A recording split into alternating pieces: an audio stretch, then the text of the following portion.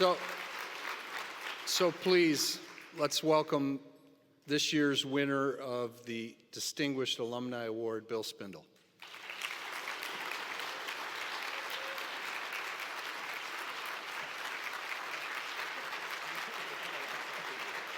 Hey, I'm supposed to give you this. Oh my gosh, thank you. Am I supposed to open this now? No, you can just say it. Okay, thank you. Thanks. Thank you. Let me just get this off.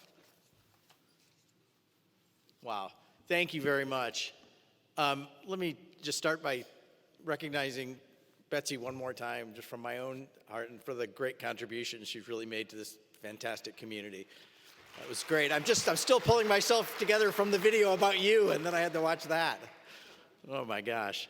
Anyway, and then thanks to the foundation, and congratulations on 40 years. I also wanted to congratulate all those teachers as well. You know, they really are the ones that do it. And I've got more to say about that. But congratulations to the foundation, 40 years. That's pretty amazing, and all the amazing things you've done for the school system. I was over at the high school yesterday, working with and with some very incisive, questioning journalism students there. They were pretty amazing.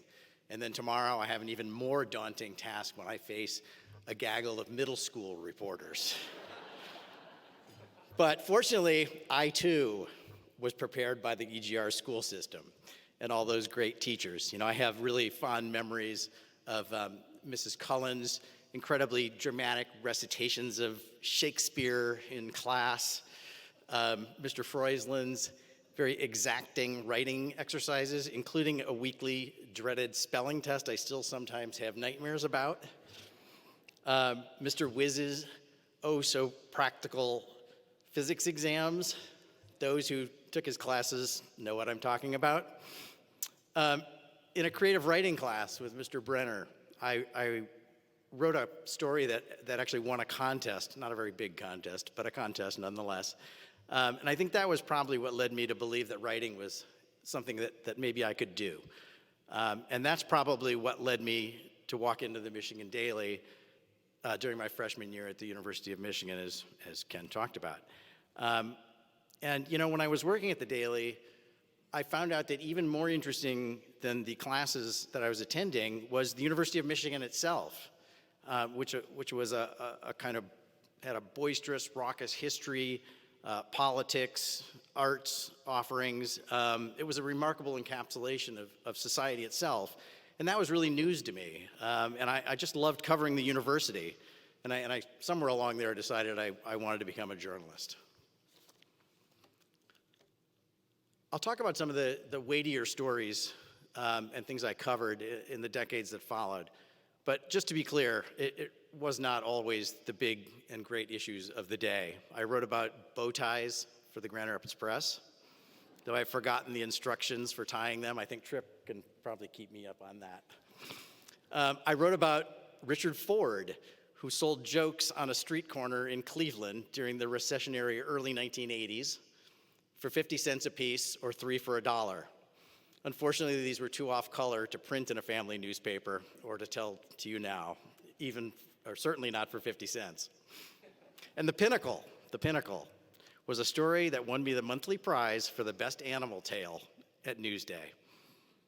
That was about Lucky the cat, who Long Island contractor Sal Vivinetto tiled into a hot tub he was repairing. Cat owner Walter Acampora gave me one of the best quotes ever. I heard something meowing, he told me, and I cried out, Alma, they've tiled Lucky into the jacuzzi. Sal Vivinetto was not particularly empathetic. His response, those are the hazards of pet ownership. True story. I landed in Japan in 1992 as the stock market, the real estate industry, and the entire economy was heading into a decades-long slide that would end in a full-on banking crisis 6 years later. As the smartest and best-trained people and leaders in Japan faced this slow-moving calamity, I was continually astonished by their almost complete unwillingness to acknowledge or even face up to the looming crisis, even as this unwillingness made the problem far worse than it otherwise would have been. I distinctly remember finance ministry officials assuring me that no banks would fail in Japan. That's unimaginable. Hundreds of banks, including some of the biggest, failed in the end. Property prices in central Tokyo plunged an astonishing 95%. I learned many things in my decade in Japan, but among the biggest was the capacity of even the best and brightest for deluding themselves in the face of a massive problem. After Japan, I took on a new role at the Wall Street Journal as the deputy foreign editor. We arrived in New York City in March of 2001. My wife, Michelle, and I moved in with our three-year-old son and 3-month-old daughter into an apartment in Lower Manhattan, just down the street from the World Trade Center. Michelle and the now 21-year-old 3-month-old are sitting right over there. We're down the street from the World Trade Center, and the Wall Street Journal's offices were right across the street from the World Trade Center in the World Financial Center. On 9/11, I was in one of those offices, editing a story, when coworkers at the windows across the newsroom began shouting and pointing upward. 80-some floors above us, a gaping hole had opened in the facade. Cars below us had burst into flames, papers and files fluttered about the air.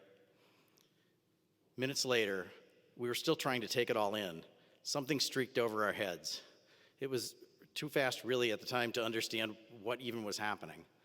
The other tower exploded. I left our offices, plunging into a chaotic street scene. Once home, we were about to flee when the first tower collapsed, trapping us in our apartment with dust so thick we really couldn't even see out the windows. We finally managed to leave, walking 100 blocks uptown with a toddler in a stroller, an infant strapped to my chest, and Michelle's nearly complete PhD dissertation in the basket of the stroller.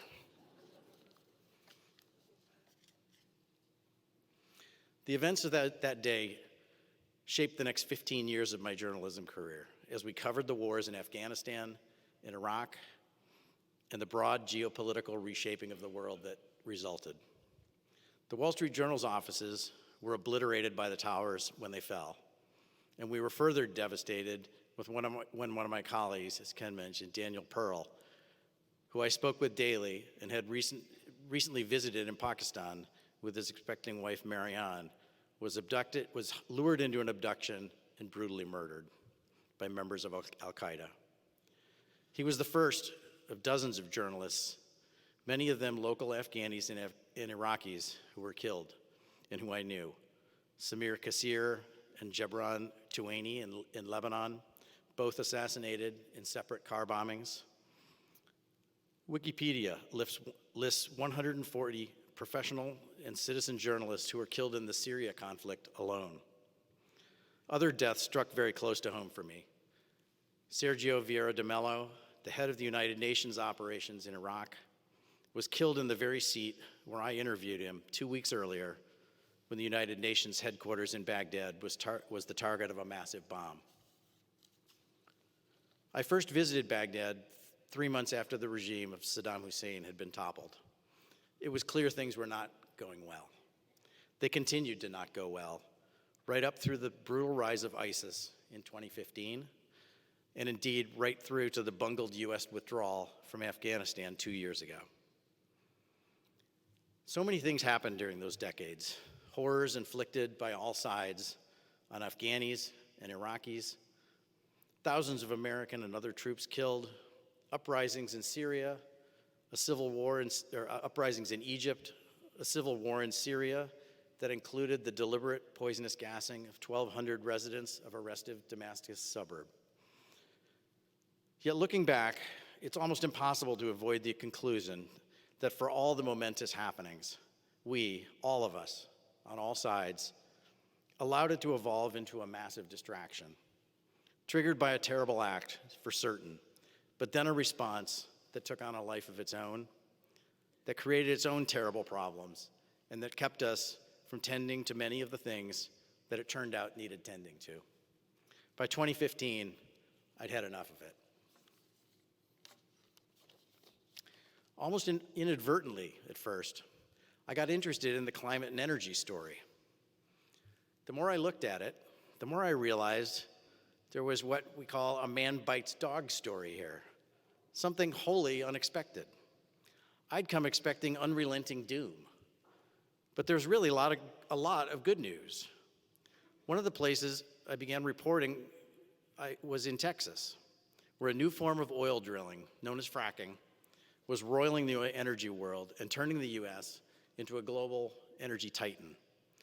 But I noticed something else going on in Texas, an unlikely renewable energy boom that had started more than a decade earlier with two oil men, Tycoon T. Boone Pickens and Governor George W. Bush.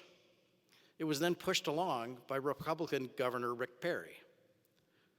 First, it was wind energy, and now there was a huge solar energy boom in the offing. I had followed growing concern about the problem of climate change for more than a decade. But here was a solution, gaining momentum fast, and in the Texas oil patch of all places. I spent most of last year traveling around India by train, reporting on how the world's most populous country is now being impacted by climate change and how the energy transition is going. It's gaining speed rapidly there too. Among other things, I can attest from a firsthand visit, for example, that a huge solar panel factory is being built right next door to the world's largest oil refinery right now in the state of Gujarat. I ended my trip with a 3-day ascent into the Himalayas to the source of the famous Ganges River, a trip that involved a 30-hour train ride, followed by 2 days of driving through the mountains, followed by a 10-mile hike uphill to arrive at Kedarnath Temple. As I started the uphill trek, I met Hariharan Krishna, a businessman from the city of Madurai in southern India. We decided to walk together. The climb became very difficult as we ascended past 10,000 feet. Hadi urged me to think small, one step at a time. Small is big, he kept repeating over and over as we struggled to put one foot in front of the other. All big things start with something small. The momentum in Texas and India has not let up. It's happening almost everywhere now. I'm here to say that this is the most amazing, and you heard it here first, encouraging story of my career, climate change, or at least the solution to it. Investment in solar power will exceed investment in fossil fuels this year globally. 4 out of 10 cars sold in China this year could be electric. Renewables will likely produce more electricity globally than any other single source of energy by next year. And Texas is expected to add more renewable energy this year than all other US states combined. Don't misunderstand. Unprecedented threats and monumental challenges lie ahead. August was the second hottest month ever globally, right behind July, which was the hottest ever. But the solutions are emerging, and the energy transition is happening. It's happening not only because there is now a greater awareness and acknowledgement of the dangers of climate change, but also because of the solutions that are now on offer. Less expensive and better products, superior consumer experiences, healthier ways of living. We can do well by doing good. But we have no more time for delusions. We cannot afford any more distractions. The energy transition, climate change, is a challenge we can meet. I like to think of the energy transition as an adventure through which we can stake a claim no generation of humankind has ever been able to make. We transformed our world and saved it at the same time. Small is getting much, much bigger. Thank you.